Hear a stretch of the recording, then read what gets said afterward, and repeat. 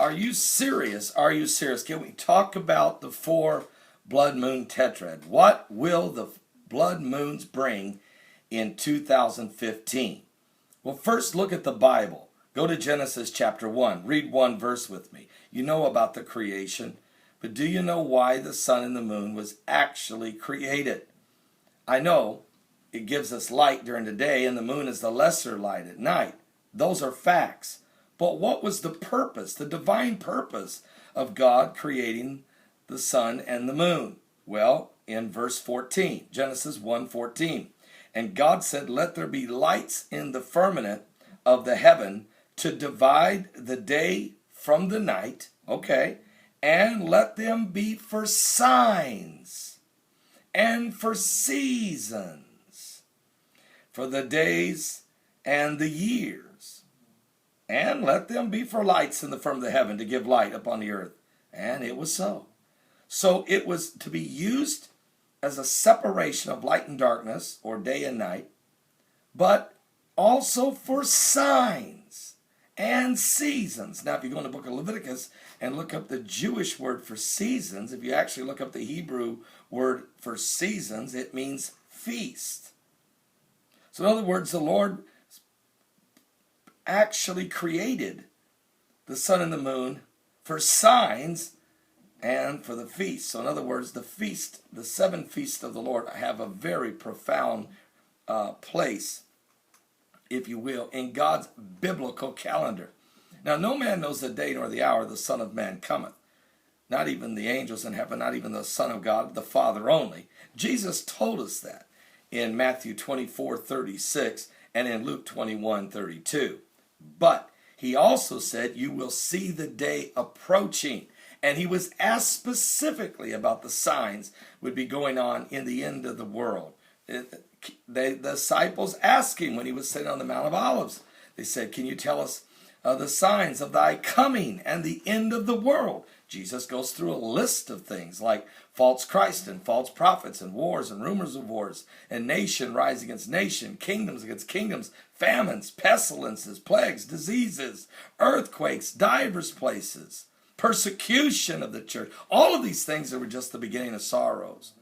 He even talks about when this gospel is preached, into all the world then shall the end come. When you see the abomination of desolation spoken of by Daniel the prophet, standing in a holy place, whoever readeth, let him understand it. So we understand that we were given signs. And the Bible says that the moon and the sun were created.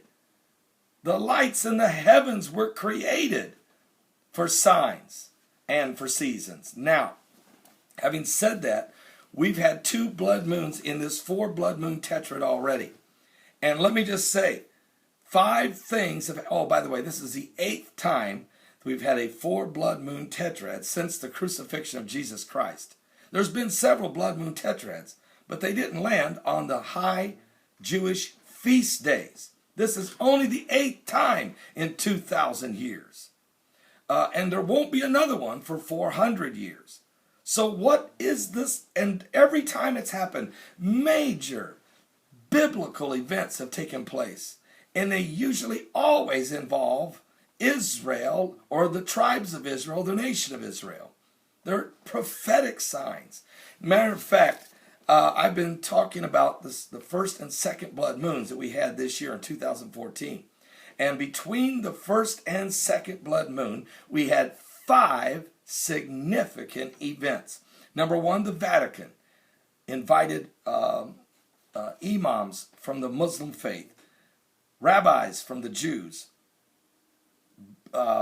Buddhist priests, Hindu gurus, mega pastors and televangelists from the Protestants, and invited them all to the Vatican for unity prayers. And this is an unbelievable, unprecedented thing that happened. And it happened between the first and second blood moons. Number 2, Russia's invasion of Crimea and eastern Ukraine. It's as if the reestablishment of Magog territory is in process. which would play into biblical prophecy of Ezekiel 38. We also number 3, Israel came under attack. Over 3,000 rockets fired at them out of Gaza by Hamas. And a 7-week war, a 50-day war, was fought this summer between the first and second blood moons. It all started because 3 Hebrew boys were kidnapped and were slaughtered on their way home from Jewish school. Number 4 event was ISIS, this radical Islamic group, the Islamic State of Iraq and Syria. They rose up and they started the process of taking back ancient Babylon empire, the territory, the land of the Chaldeans, which was prophesied in Isaiah chapter 50. And it was told that these things would happen. They declared the Muslim caliphate. They've even declared that al-Baghdadi is the caliph.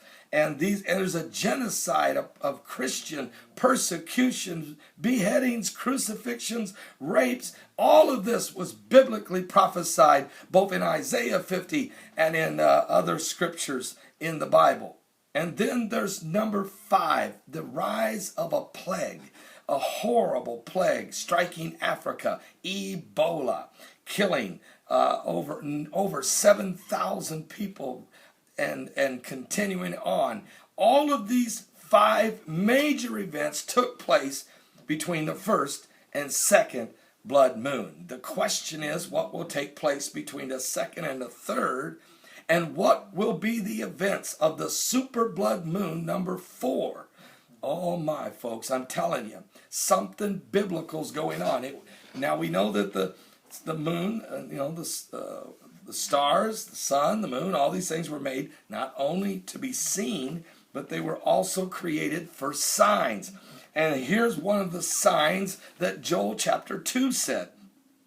Joel says that in the last days I will pour out my spirit upon all flesh. Your sons and your daughters shall prophesy. Your old men shall dream dreams. Your young men shall see visions. And also upon thy servants and upon thy handmaidens. In those days will I pour out my spirit. The end time outpouring of revival is going to happen greatly in the year 2015. I'm telling you, the outpouring is going to intensify during this blood moon tetrad. And also upon the servants, upon the handmaidens, in those days will I pour out my spirit, and I will see wonders in the heavens and in the earth, blood and fire and pillars of smoke.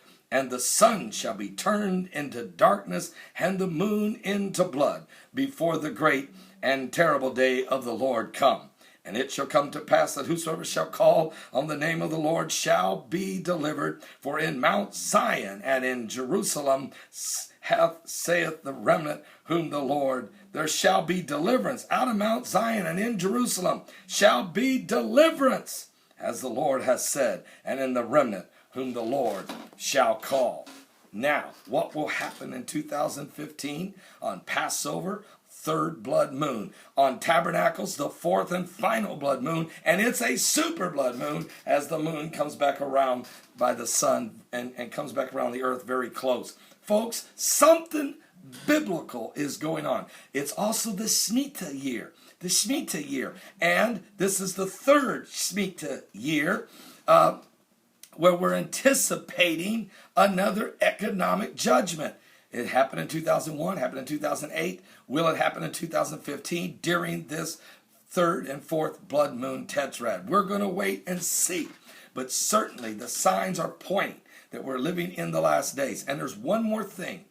I believe and that we may see a heavy push for the dividing of the land of Israel in the year 2015. A major push to try to force them back to the pre-1967 borders. Folks, America, you better not participate in this. You better not, because whoever does, folks, trust me, whoever does will receive cursings of unprecedented, apocalyptically attacks. Judgment will fall if you turn against the Lord. I'll be right back with more current world events, how they relate to Bible prophecy. We're living in the last days.